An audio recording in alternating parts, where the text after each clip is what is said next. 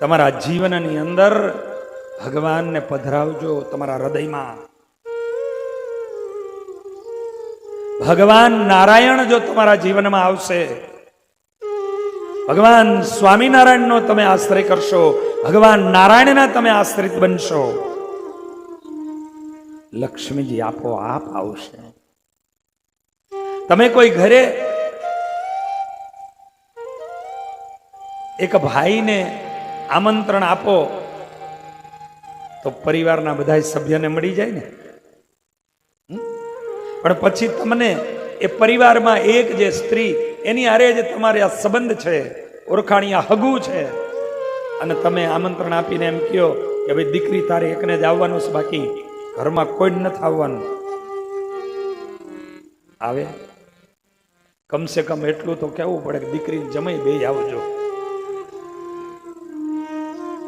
હે, કમસે કમ એટલું તો કહેવું જ પડે કે દીકરીને જમાઈ બે આવજો. વિચાર કરજો, હું એ કહેવા જાઉં છું, જગતમાં બધાને લક્ષ્મીની જરૂરત છે, પણ નારાયણ કોઈને નથી જોતા. એ પતિ નહીં આવે તો એમના અર્ધાંગીની કેવી રીતે આવશે? માટે તમારા જીવનની અંદર સૌથી પહેલા પરમ કૃપાળુ પરમાત્મા ભગવાન શ્રી હરિ એની શરણાગતિનો સ્વીકાર કરો. તમારા દિવસો આપોઆપ બદલાઈ જશે. એના સ્વીકાર કરો, શરણાગતિ. તમે જુઓ, ભગવાનના શરણે જશો. આજ જો વ્રજવાસીઓના જીવનમાં ભગવાન આવ્યા તો એ વ્રજ લક્ષ્મીને રમવાનું ક્રીડાંગણ બની ગયું. એમ તમારા જીવનમાં જો ભગવાન આવશે, તમારું જીવન, તમારું ઘર, તમારો પરિવાર આનંદમય બની જશે. એટલે ભગવાનને પધરાવો, ભગવાનના શરણાગત થાઓ, ભગવાનની વર્તમાન યુક્ત એવી કંઠીને ધારણ કરો. એ કંઠીને પહેરો, કંઠીને ધારણ કરો. અને એમાં ભુવા પરિવારને ખાસ કહું કે તમારે તો મનમાં એટલું ગૌરવ હોવું જોઈએ કે અમારા પરિવારમાં એક આવા સાધુ થયા છે, આવા સાધુ થયા છે.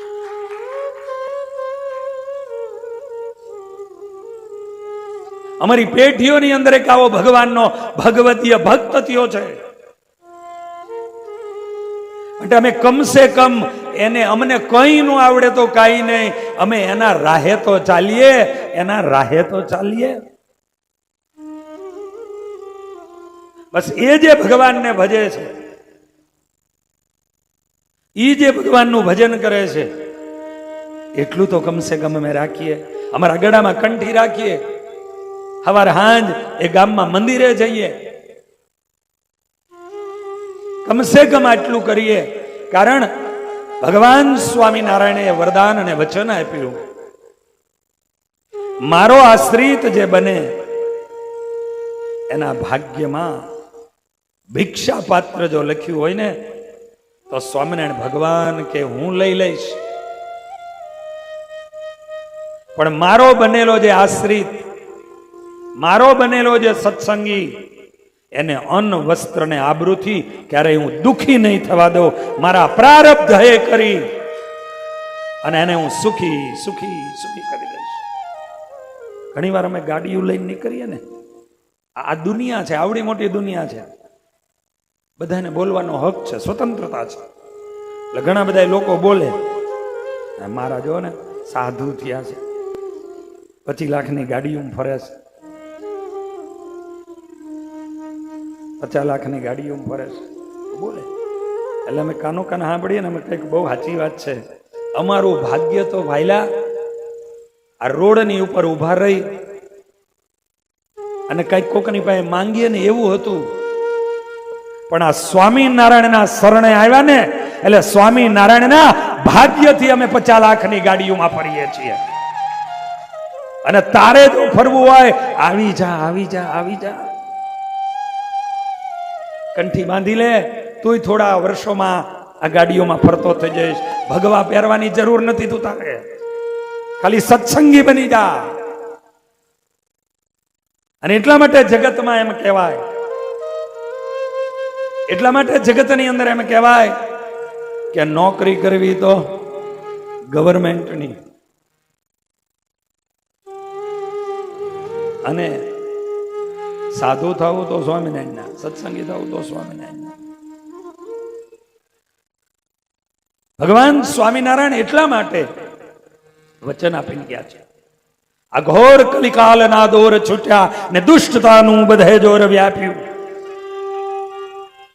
આવી જ્યારે પરિસ્થિતિઓ સર્જાણી ત્યારે આ કલિકાલની અંદર ભગવાન સ્વામિનારાયણ જેથી પ્રગટ થયા ત્યારે એને સૌથી પહેલા નજર કરીને તો ગરીબ લોકોની સામે એને નજર કરી, કચડાયેલા પછડાયેલા એવા સમાજની સામે નજર કરી અને એમ કહ્યું કે આ લોકોના ભાગ્ય જો બદલું ને તો આ લોકો ભજન અને કીર્તન કરી શકશે. હું એમ કહું કે ભાઈ આવીને કથામાં બેહો, પણ જો બિચારો રોજી નો કમાવા જાય ને તો સાંજે છોકરા ભૂખ્યા રહેતા હોય તો કેમ કથામાં બેહી શકે? અને એટલા માટે ભગવાન સ્વામિનારાયણની દ્રષ્ટિ સૌથી પહેલા ગરીબોની ઉપર પડી, અને એટલે સ્વામિનારાયણ ભગવાને કીધું કે મારો આશ્રિત બને ને એનું પ્રારબ્ધ બદલી દઈશ, મારા ભાગ્ય કરી અને એને હું સુખી કરી દઈશ, એને હું સુખી કરી દઈશ. મારા ભાગ્યની અંદર જે મારો આશ્રિત બની જાય એને અન્ન વસ્ત્ર અને આબરૂ, એની આબરૂ ક્યારેય નહીં જવા દો.